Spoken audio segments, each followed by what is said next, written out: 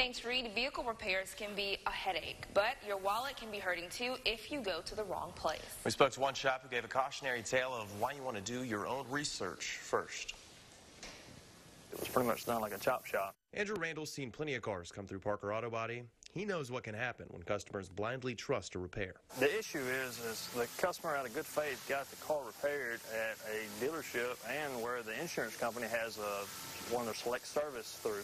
So they assume that the repair is done correctly.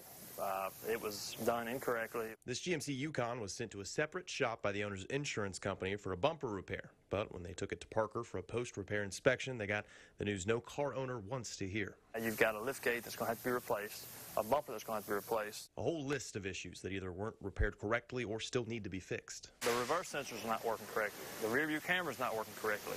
So they took it in good faith to where the insurance company recommended them to go.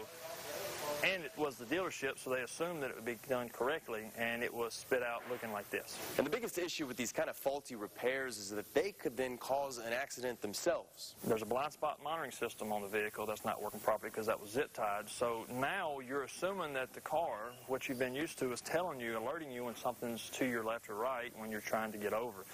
That could cause that to give you the wrong information, misinform you, and then you end up having another collision because of it. Andrew says the biggest thing you can do when you need a repair is your own research. Vet the shop that you're going to use.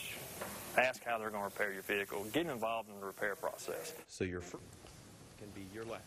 In West. All right, so Andrew says if you're concerned about any repair you've had done already, you can go by Parker for a post-repair inspection.